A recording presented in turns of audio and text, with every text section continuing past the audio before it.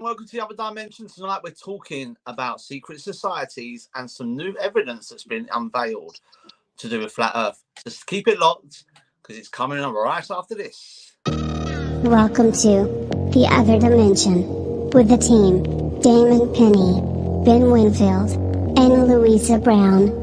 We guide you through the supernatural, the occult, and the unexplained, answering questions that will make you question your grip of reality, with special guests guiding you through everything from demons to divination, cryptids to crystals, religion to skeptics. We explore in depth the true meaning of the unexplained. So strap in, kick back, and enjoy as we enter the Other Dimension. Bosh. My mind has went completely blank then. Hi everybody, welcome along. It's the Other Dimension. It's your Friday night paranormal fix. I'm your host, Mr. Damo, along with my co-host and paranormal power couple, Ben Lou. They're not talking at the moment, so we're going to let them sort of. Oh dear me, that was funny. That was funny. Right, so let's get some house cleaning done before we get into the show tonight.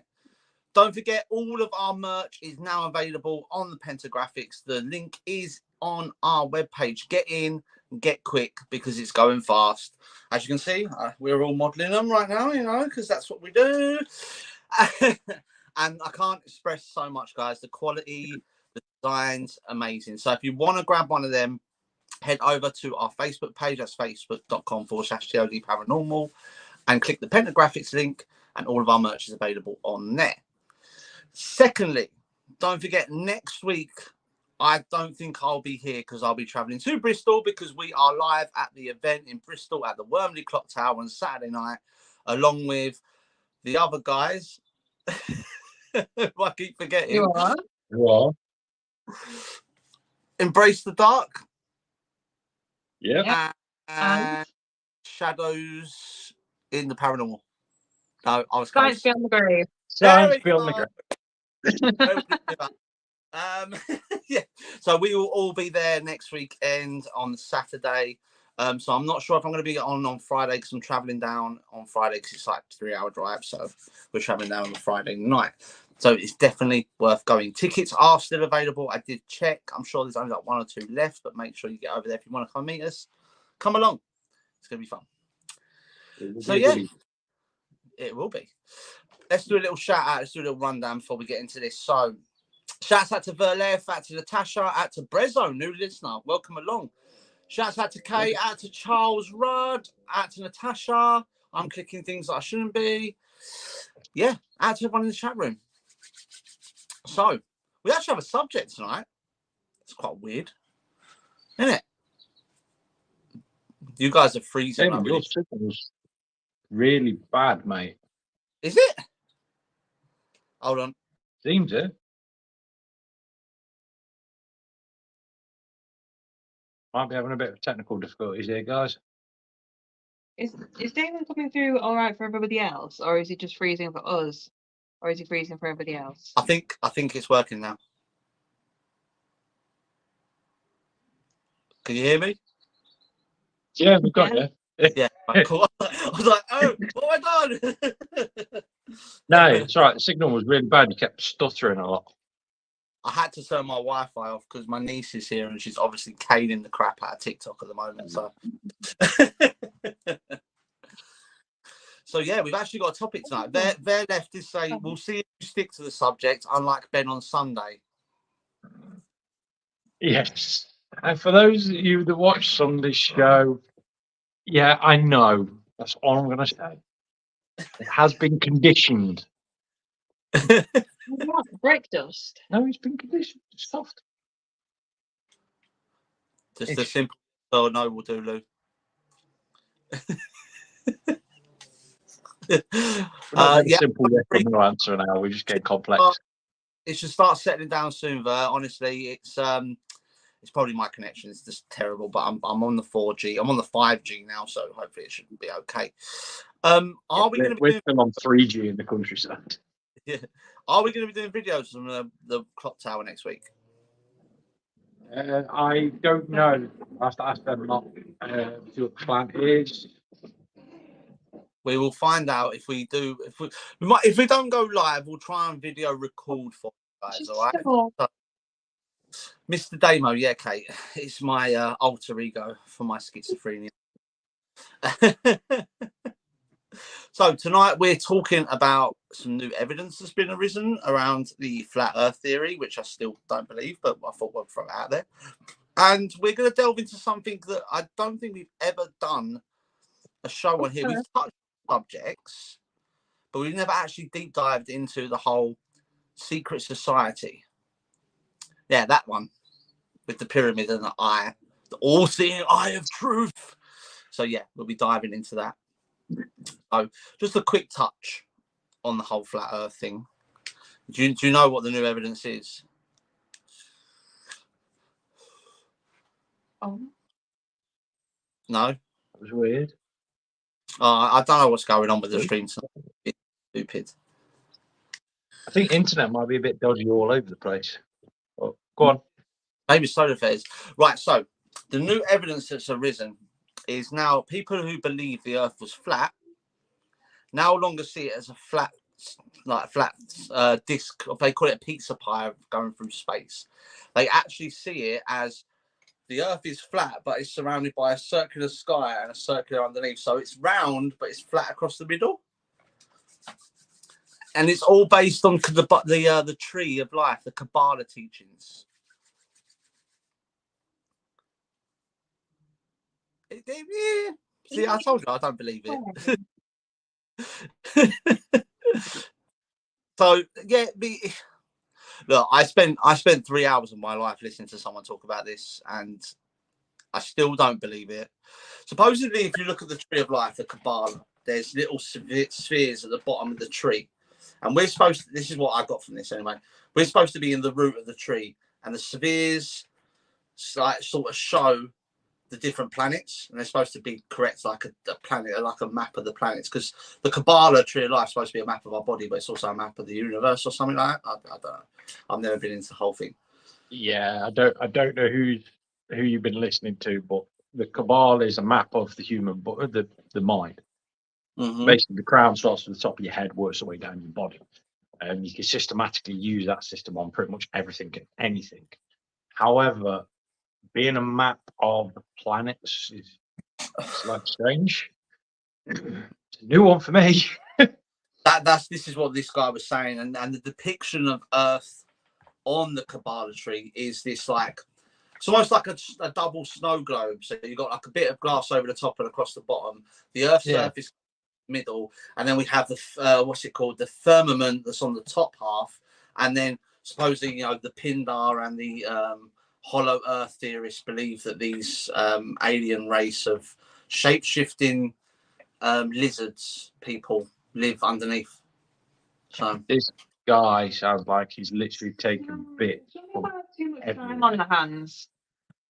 yeah, To be truthfully, it sounds like he's taking bits from absolute everywhere, because the image that he was on about, and it's been used a lot through cultology. It's known as the equal balance.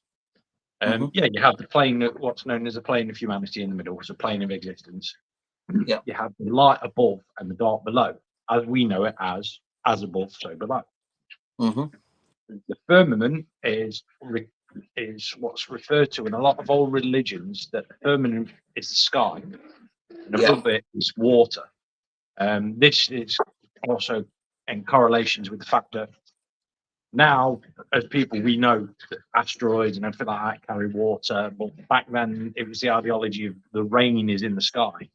So they didn't understand that rain was brought up by the seas and stuff. So for them, above the firmament was where water is. So it sounds like he's taken bits and bobs from everything and just gone. Well, like, you know, conspiracy theories like sort of mishmash different stories and stuff like that. I mean, I just it was advertising new evidence. I thought I'll give it a listen. I had a listen. I still don't believe it. The only thing that did make sense, and this sort of blew my mind a little bit, is he said we obviously, as humans, we look at fish as creatures that live in water.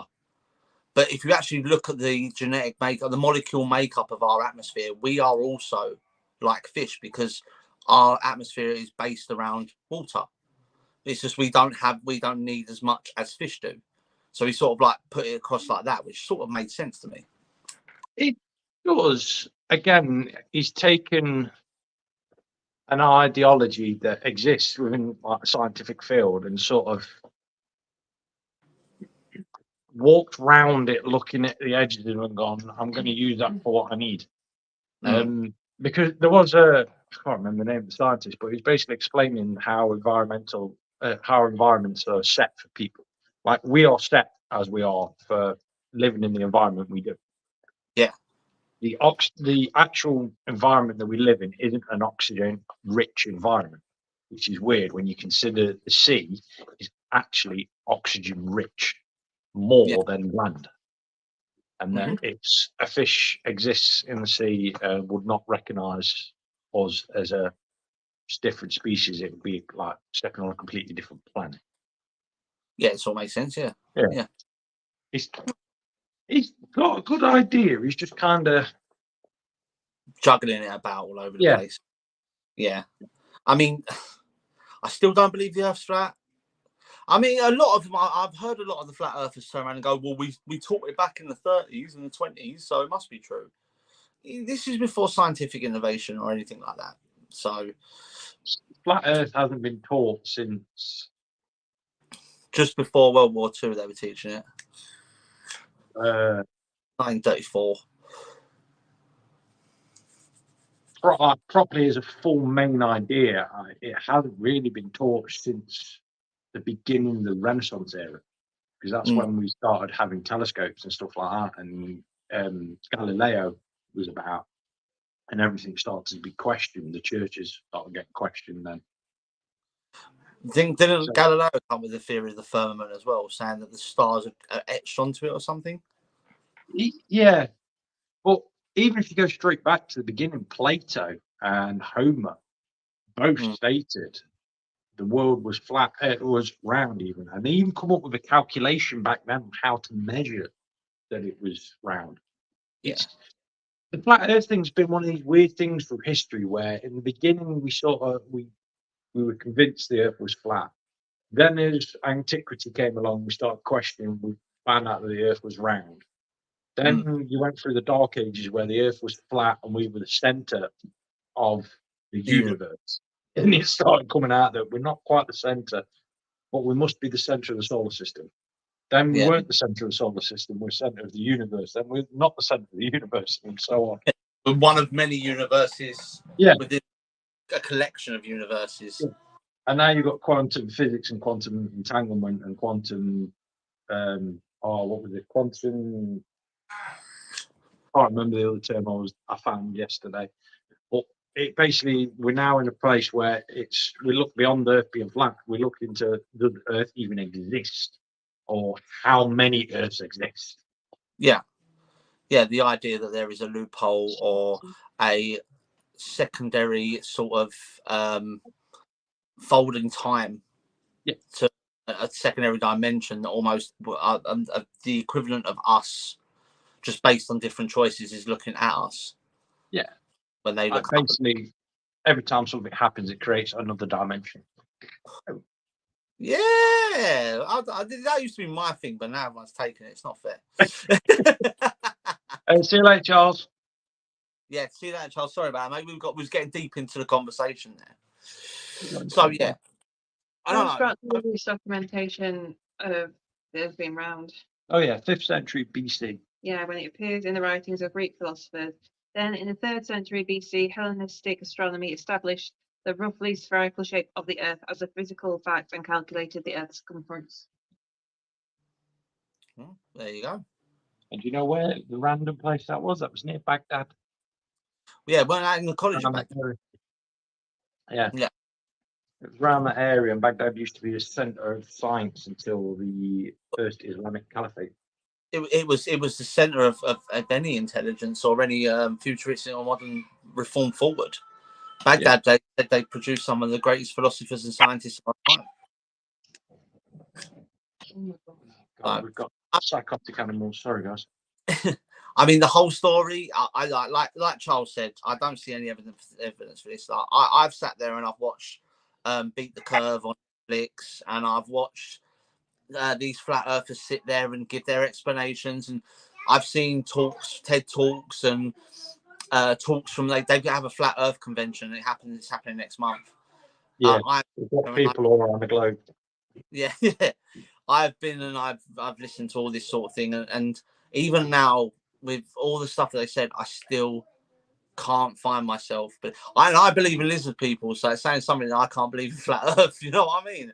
So there's more evidence to suggest that there are reptilians on this planet than there is flat Earth.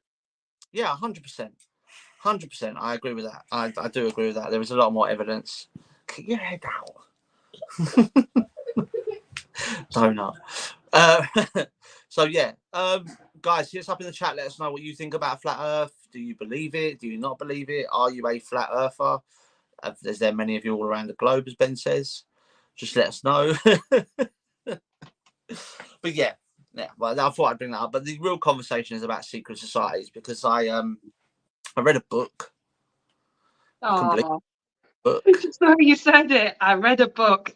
Read a book. I've been showing film and TV for like the last year that I actually bought a book and I read a book.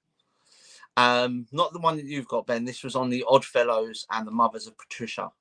I don't know if you've heard of them. So the Oddfellows are an extremely secret society based in America, and the Mothers of Patricia are actually a side secret society to this, but they're all surrogates. So the Oddfellows then go and get with the surrogate mothers, and they produce bloodline children. So the Oddfellows, there's only ever 6 families in the Oddfellows because they all interbreed with these Mothers of Patricia. But the ones they don't want to keep, they then put on something called an orphan train, where they sort of circle them around and people bid on these children. And it's performed to a point where there are so many deficiencies with the children, because obviously the interbreeding and the crossing of the DNA has got to a point where it's like, yeah, it's a very odd book, Lou. You haven't got to look at me like that. It's a very odd book.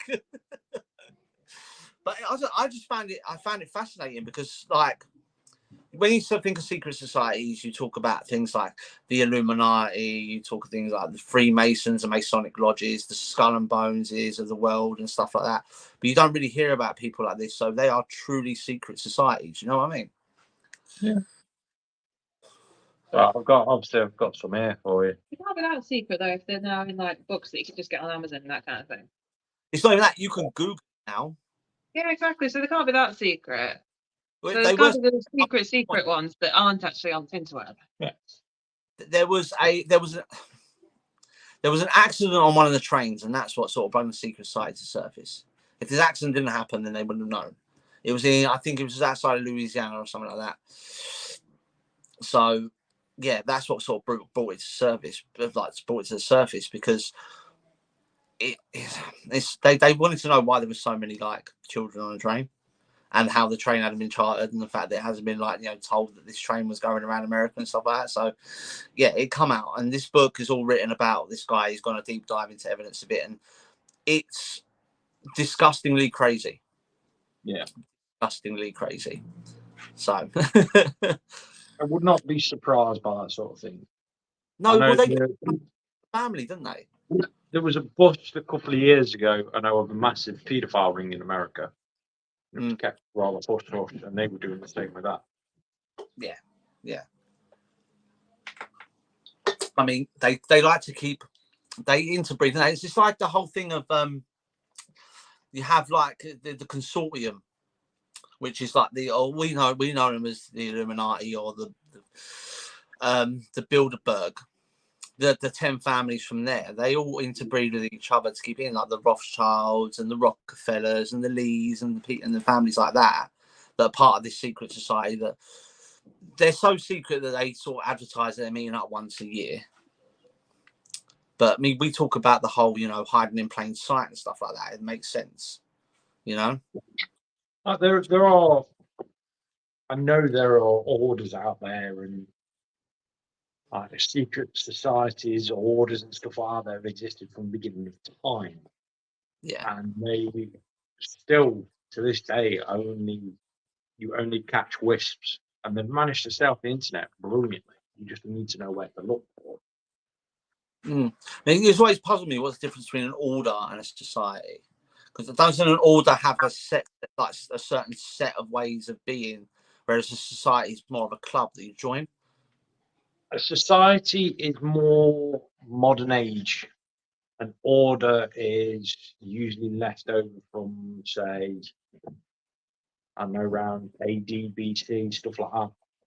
Like brotherhoods and stuff like that still exist. Like the Order of the Snake is actually became the Brotherhood of the Snake, which is a religious sect that's existed for thousands of years and still apparently exists and is in control of everything. Mm-hmm.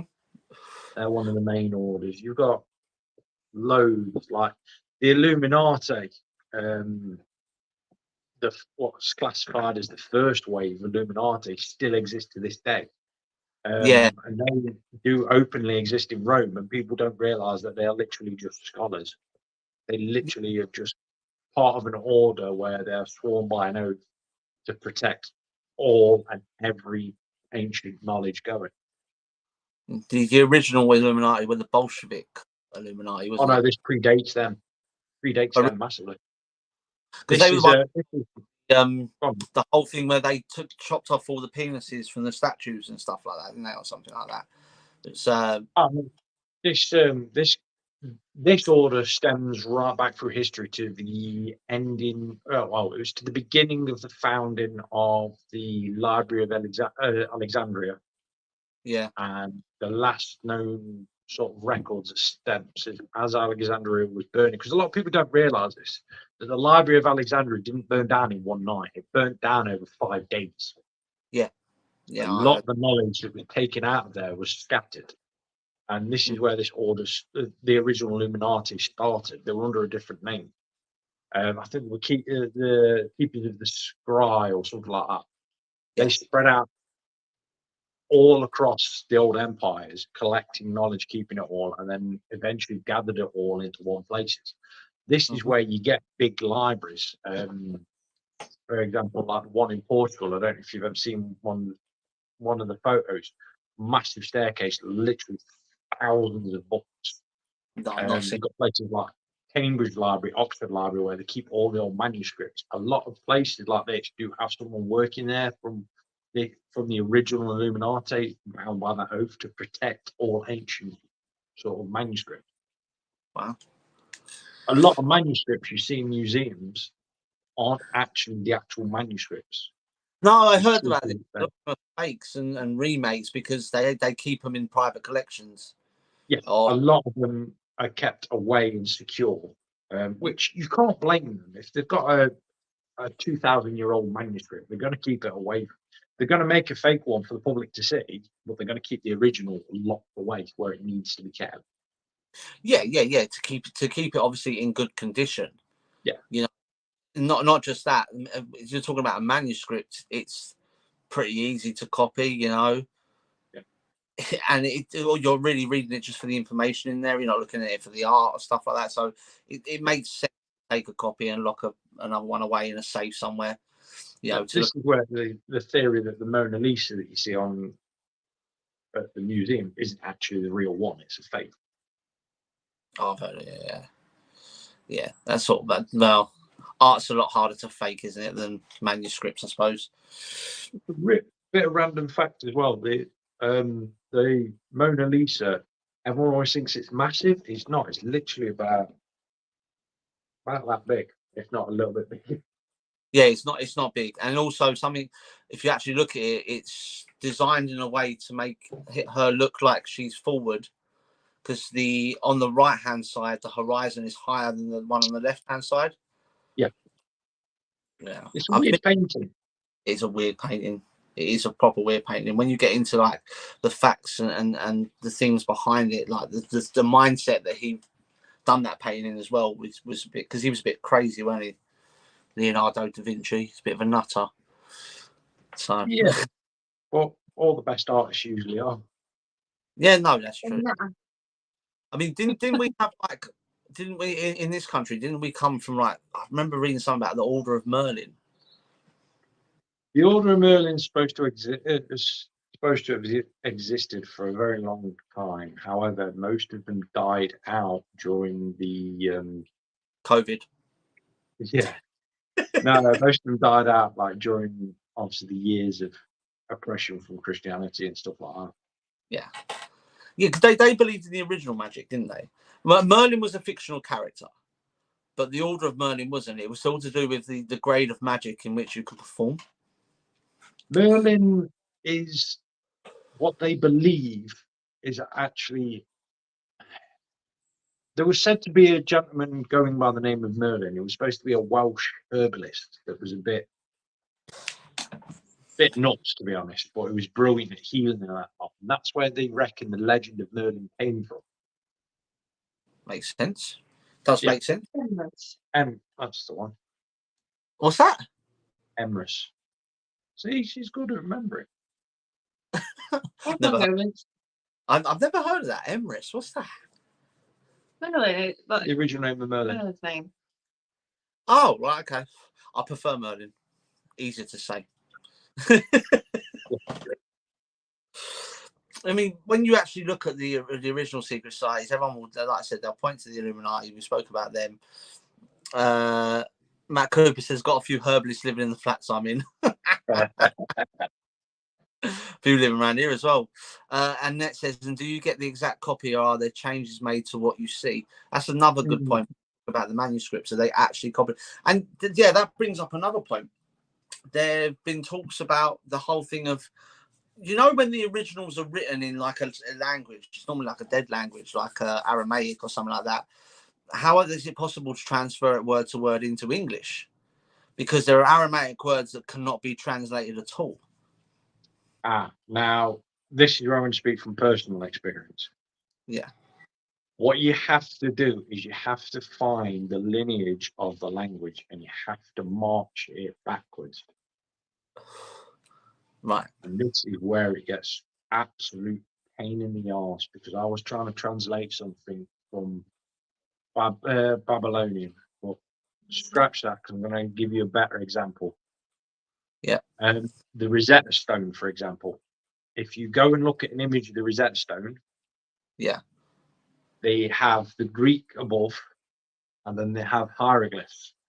Now, this is how they managed to crack hieroglyphs, because no one could read hieroglyphs at the time, but they used the Greek language above that people could read to translate the hieroglyphs below, and it took them an absolute decade to do, but that's how we managed to translate hieroglyphs, by marching it back through. So they marched it from English to Greek, then Greek, they marched it back into the Egyptian hieroglyphs, and that's how they got the language.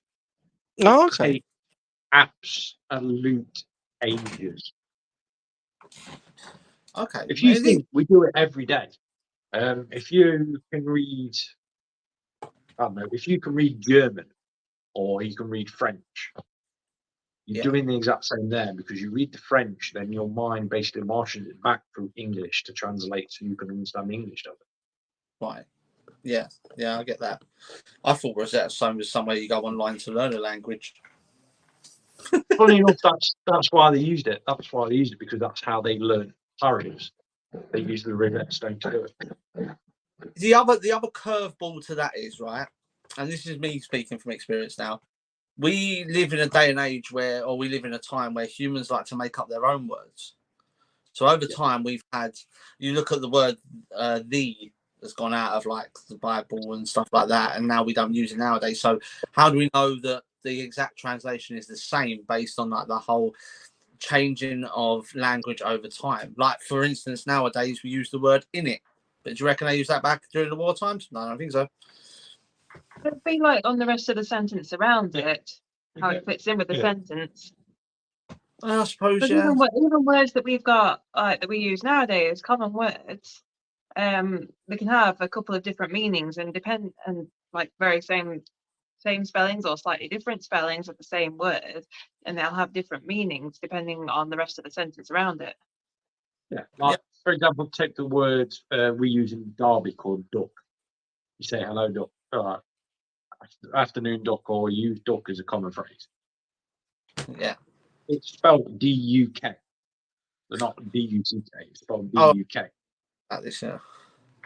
Yeah, that word is actually Saxon, and it's basically for saying hello to lords and stuff like that. That's how we can trace it back. But we as a society, this is where I'm going to offend everyone, and I don't really care. But we as a society have become lazy when it comes to our words. Oh yeah, yeah. Because the modern age, if you look at how our parents talk, for example, or our grandparents, they talk brilliant English. They don't use any slang words. They don't use any short words or anything like that. What do they do with something like localized areas? That's different. That's like I said, that's environmental effect of the language. I can't agree with you on that, then. I'll have to go against you on that one, because both my parents and my grandparents were Cockneys, and they used to talk in rhyming slang all the time. Yeah, well, this is what I mean. I think you mean more like, the Queen's English back when the BBC first started, and everyone used to kind of talk like this with the Queen's English, and they were all very well spoken and frightfully proper. You sound like Keira Knightley in the Invitation Game. But that's what I mean. That is the original language. So everyone was speaking like that. Nowadays, no one, apart from crazy people, can speak. I beg your pardon, sir. Can speak. He is talking to. You absolute scallywag, Benjamin. Yeah, and no one speaks that way anymore. It's not taught in. You're not taught in school to speak the Queen's English anymore. You're taught to just speak English. Yeah, yeah.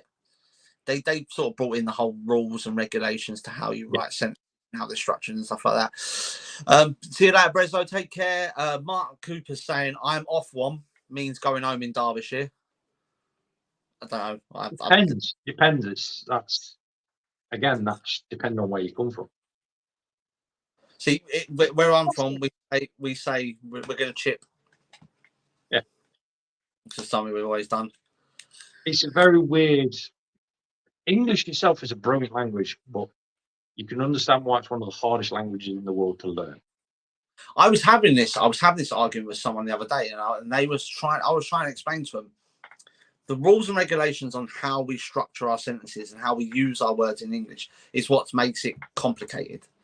Yeah. And he was like, no, French have like the feminine and masculine words, and so they're in Spain, and Cantonese is hard to learn. I can't remember what the other one he was saying. It was some sort of Asian dialect that's really hard to learn. But the Mandarin, that's it. I was gonna say Mandalorian, but that's the program. Mandarin is the hardest language to learn in the world. Then it's English, and then it's Sanskrit under that. I'm not sure. I don't know if it's the other way around or not. There as well, because Latin's really hard to learn. Latin's really easy once you get a certain grasp of it. Once you know, like, to be fair, there's a lot of the European languages, they're all kind of Latin based, and when you and so once you kind of know one, it's easier, I found, to pick up others. I know I've got a friend at work who's Romanian, and he said that it's a sister language to Latin. Yeah, and a lot of languages are. But Ver's just made a really good point, which is quite good to bring up. She said it's weird how it looks like we've gone almost full circle and started using emotes, kind of like hieroglyphics. Yeah. It sort of makes sense, doesn't it? Do you know what I mean? It does sort of make sense. And I also believe as well, when we're talking of like going back onto the whole thing of languages and secret societies and stuff like that, I think the creation of the internet itself was something that was written about and spoke about by these secret societies, by this 1% that control the world, the god above the gods, you know what I mean? Yeah. But I believe that they've completely lost control of it. It's just information highway now. People can post up what they like, and information is so free and easy to find nowadays that it's they've lost control of it. So not only was it the best thing that they've ever brought about because it allowed them to control a population, but at the same time, it's the worst thing they've ever created because it's allowed the population to literally take the rule of freedom of speech to the next level. The internet has become the worst thing they ever invented.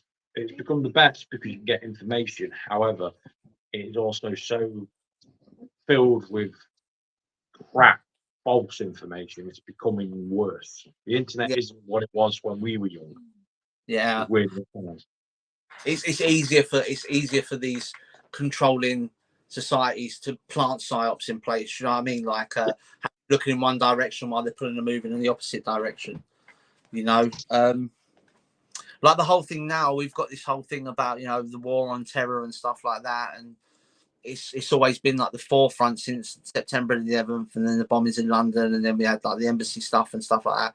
But if you actually look at things in general, I've been watching a lot of documentaries on these epidemics with drug related. There's new drugs out there that are like fentanyl and tranq that are like causing more people to die of suicides than died during the Iraq war, and these are massive things. But because we're having our attention focused by these secret societies on the war on terror and this and that and inflation and mortgages, and we're not actually seeing these problems panning out. And I believe that's something they do.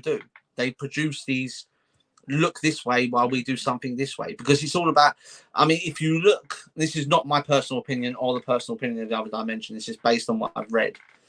The goal of the secret society is to cull the nation, to weed out the weak, and to cull the nation so that the earth can stay afloat. Do you know what I mean?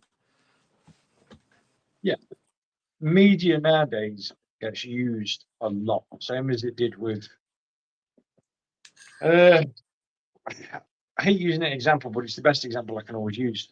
It's the same as Christianity back in the day. Every single person believed what their preacher said and all this sort of stuff. Yeah. That was the same as sitting and watching TV. Yeah. But for all anyone could know watching this, we could be telling you a load of random crap. Yeah. I mean, you look at the propaganda wars during World War II.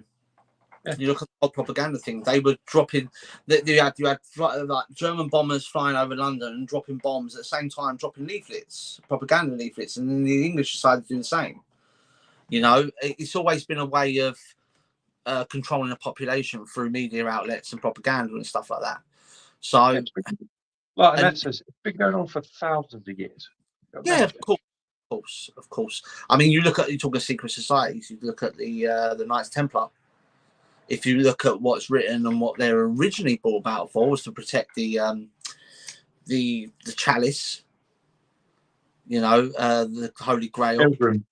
They were originally brought around to protect the roads for pilgrims coming to Jerusalem. Once Jesus died, they were there. Then they were roped into protecting what we are known as the Holy Grail. But then, if you look at some writings, or if you've watched the Da Vinci Code or anything like that, it's all to do with protecting the Merrill Vinci bloodline of Jesus himself, because the chalice wasn't an object; it was a person. It was supposedly his wife. So it does go full circle. Everything sort of runs in a circle anyway. But I mean, I think we'll never grasp how many secret societies there really are.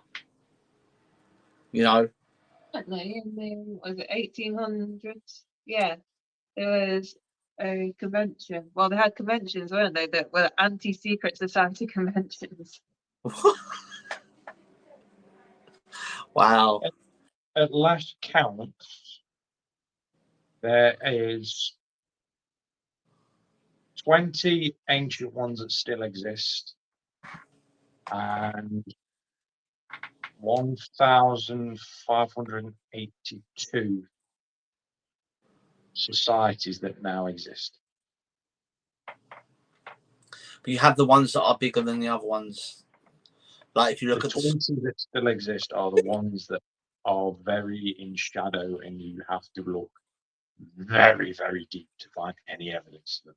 100%. I've been trying to do research on the Skull and Bones, which is the whole thing of the supposedly the royal family of this country are involved in it. You know, Prince Andrew and King Charles and that, they're all Skull and Bones, and they have this ancient ritual in which they bury them alive so they can face death, so they're able to join this society. But I mean, trying to research on anything like that is you're fishing in a lake with no fish in it. You've just got no chance because it's all suppressed. That was Oddfellows. Yeah. Nottingham Haunted Museum used to have one of the skeletons from a set from the Oddfellows in the UK, where they were said to they had to lie with the skeleton in the coffin to be faced with their own mortality. Yeah, yeah. I just remember that because they used to have it set up brilliantly. There's a lot of secret societies. There we go. Aboriginal skeletons in the old lodges that are used during invocation to remind its members of their mortality. That was it. Yeah. You You deep dive and research into these secret societies. A lot of them do that. It's a lot of an initiation task because they have to believe that they're mortal and not gods. Whereas if you look at the ancient secret societies, I mean, the Egyptian secret societies, almost like the pharaohs believed they were gods, and they were above like Set and Ra and Anubis and stuff like that.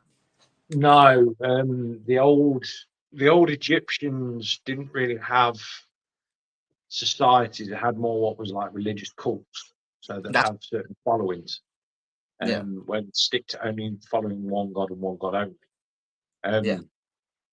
The pharaohs, they were the same as kings and queens in Europe. They all believed they were the right. Well, the kings and queens in Europe believed they were all the right hand of God, and that was it. Yeah, but didn't the pharaohs, the pharaohs believed that they were the reincarnations of the gods. Yeah, because I was saying the kings and queens in Europe used to seek approval from the Pope. And he was the reincarnation of God, or he was the one who was able to talk to God, whereas the pharaohs didn't have anything like that.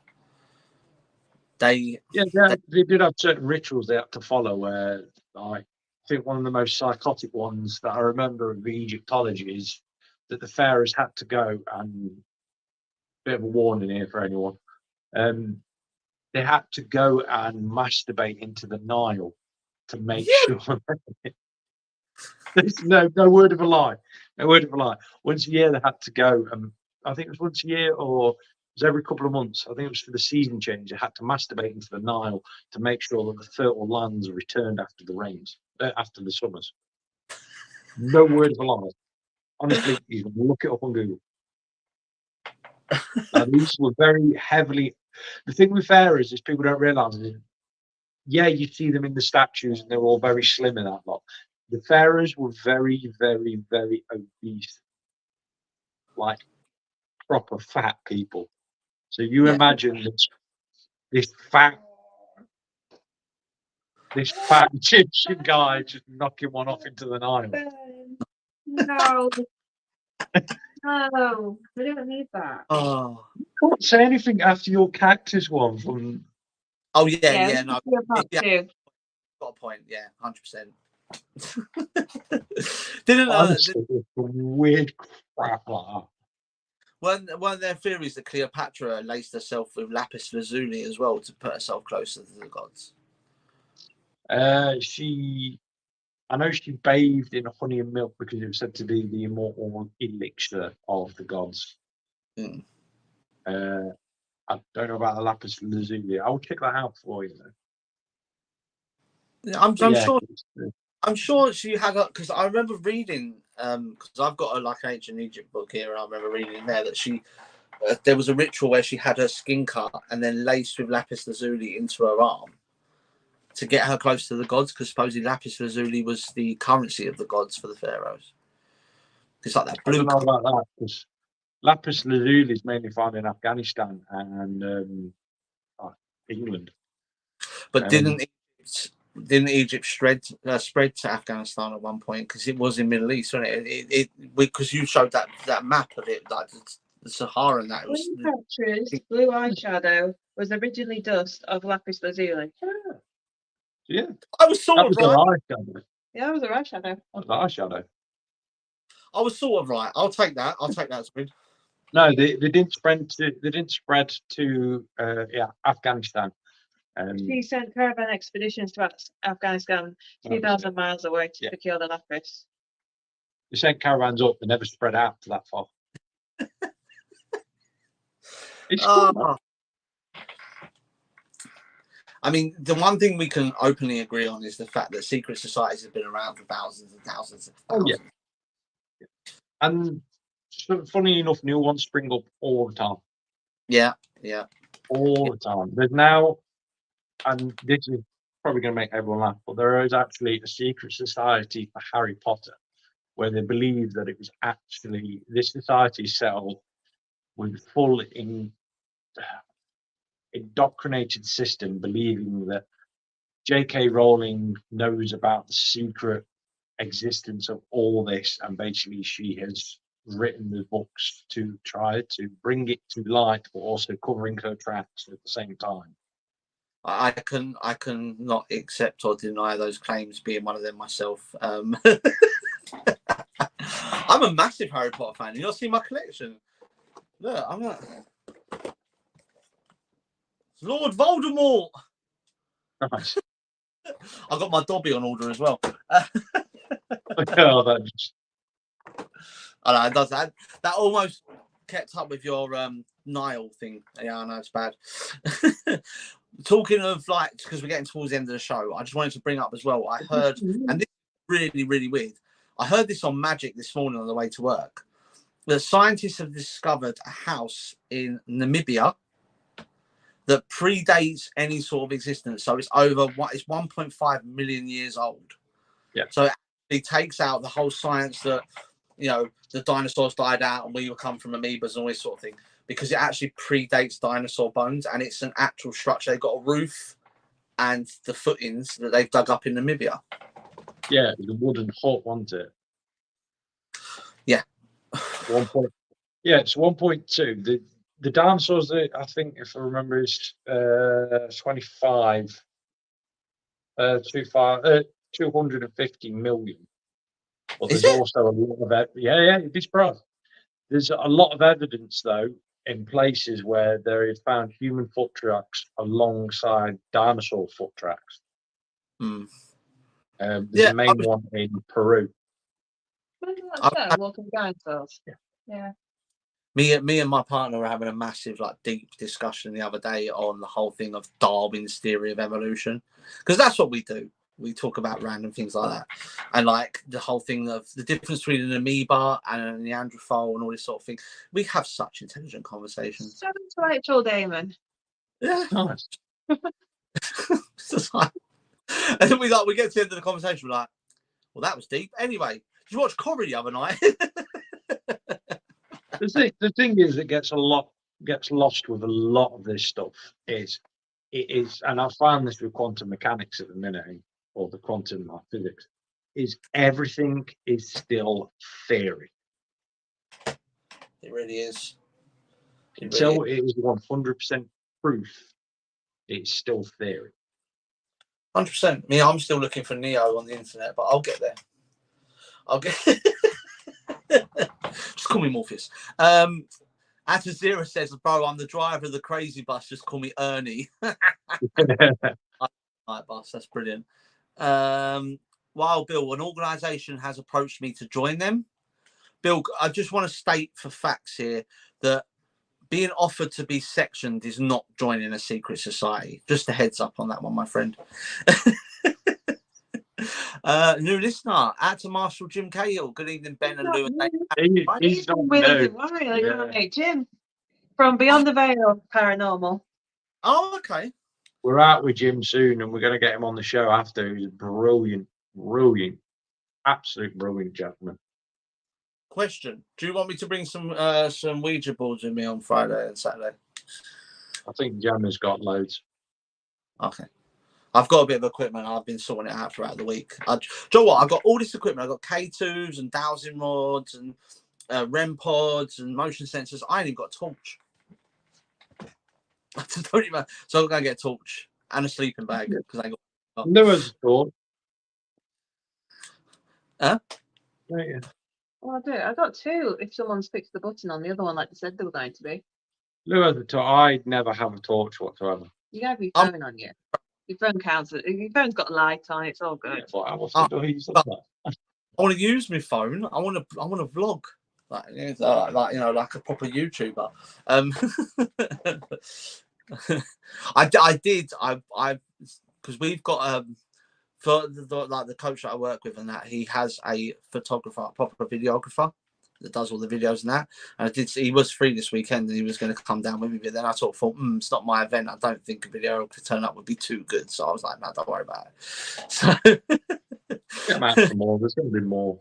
Yeah, 100%, man. And he's really, really good. I'm not gonna lie, he's really good at capturing. He manages to get my my good side. So,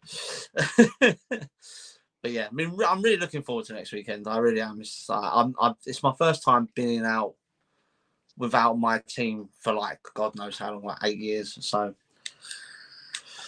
it's definitely going to be it's going to be cool. I'm looking forward to it. I don't even know anything. I've not even researched Wormley Clock Tower or anything. I'm not going to. I'm just going to turn up and see what happens. It shall be an interesting time, guys. It shall be interesting. So don't forget, guys, if you do want to join the other dimension and all the guys down there at the Wormley Clock Tower, link is actually up on our page. If you want to go and click that and join in, it's £50 and it's an overnight stay as well, so you can't go wrong. And while you're there, click on the Pentagraphics link, buy some merch. Yeah. It's definitely the way forward. Bonus for you as well. Go on, Ben. So a bonus for you as well at the event. You will be getting a small lecture off me as well, because I've been asked to give a small lecture on demonology. Oh, for God's sake. I thought we was going to get a lecture on masturbating into the Nile. For God's sake, I'm so disappointed. I can write one of them up.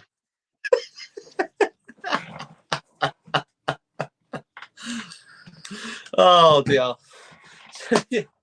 So yeah, if you do want to purchase merch, head over to the Pentagraphic site. It's on our page. Purchase your merch. Trust me, you're not going to want to take it off. It's so comfortable.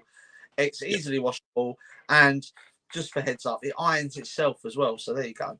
Can't really go wrong. Mine does anyway. I've noticed all my clothes do that. They suddenly like fold themselves here on the bed. You put them in a dirty washing basket, and then 2 days later they turn up in your wardrobe. It's fantastic. I don't even put them in the washing basket. Know where the washing basket is. They just disappear off the floor. He leaves them in the bedroom. He leaves them in the middle room. He just flings his clothes everywhere. It is so messy. As for my socks, they just disappear because you see the puck running off with them. And that's the last thing. My other half has a go at me because I put all my clothes on my chair that I'm sitting on, so it's now called a chair drobe. So I put all my clothes on the chair drobe. I just finding people. It just is what it is. Annette says I'm not looking that up. I wouldn't. Bill says, boss, let the poor boy play with his weird beard. Oh dearie me. I'm stroking it too much, it'll fall out. There won't be anything there. No. Hair loss is going to happen to all of us one day. Look at my hairline. I started here, and now it's like here. I know mine just stops here because my dad's is exactly the same. I'm sponsored by McDonald's. I've got golden wings. Well, Bill, fifth dimension is where extra socks go. Yeah. I always believed in the sock fairy. I'm not going to lie.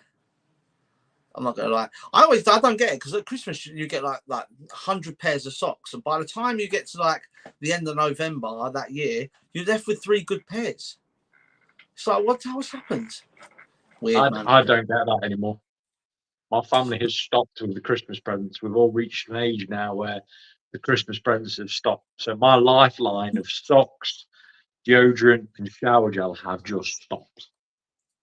I mean, there's 2 guarantees in life for me. Number one is I'm going to die at some point, and the other one is I'm going to get a Lynx Africa set for Christmas every year.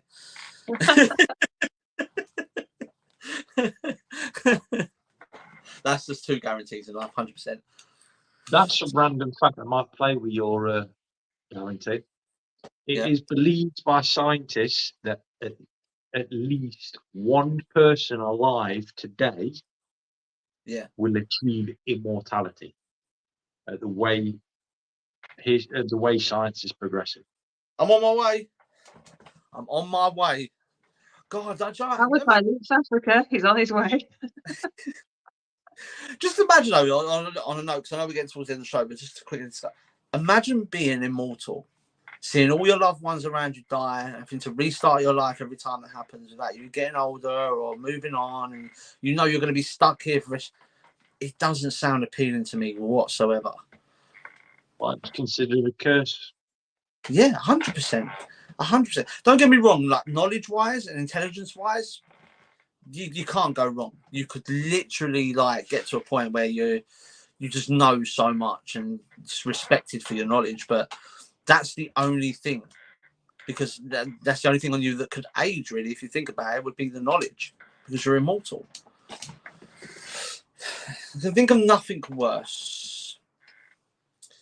Everyone's in the chat saying I would not want it. I wouldn't want to be immortal. No way, not at all. It's funny because a lot of people used to think, oh yeah, I'd love to be immortal, but then when you sit down and think about it, you sort of go, I don't want to be, because at some point you would end up being the last person on this planet.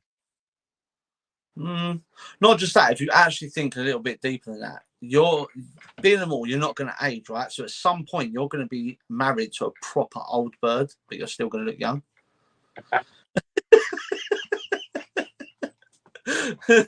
Imagine and on that bombshell. Imagine how many times people are going to stop you in the street and go, "Is that your mum?" No, it's the wife. You know what I mean? That's just depressing. That's just absolutely depressing. I'm not gonna lie. So yeah. Right. Anyway, so Ben, are you guys out investigating tomorrow night?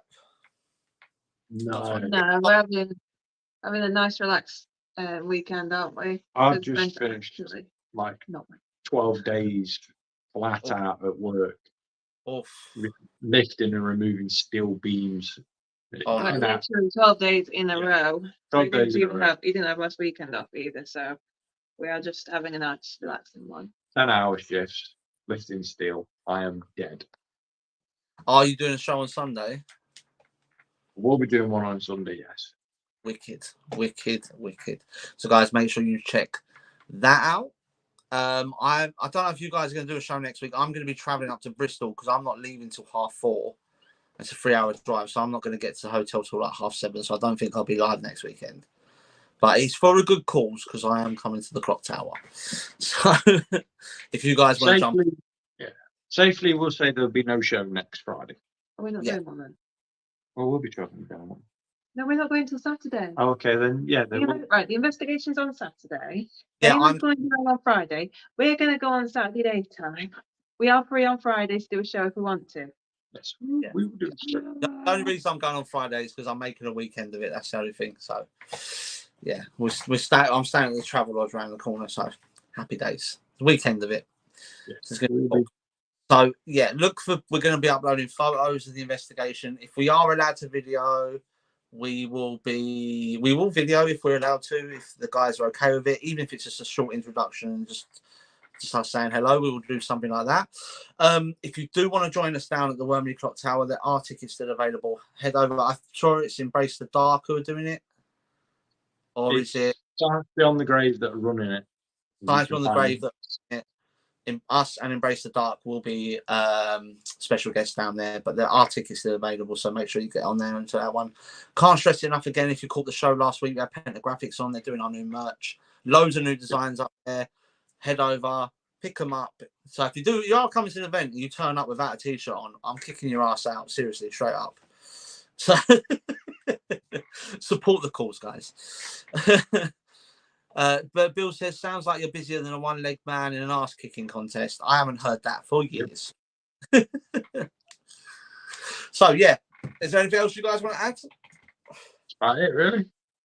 All right, so We shall see you guys. Oh, Ben and Lou will see you guys on Sunday. I'll see you next week. Hopefully when we go live from the Clock Tower. But from us here at the Other Dimension, it's bye from me and bye from Ben and Lou. See you later, guys. And just remember, guys, if there's no other explanation, there is always the Other Dimension. Have a great weekend.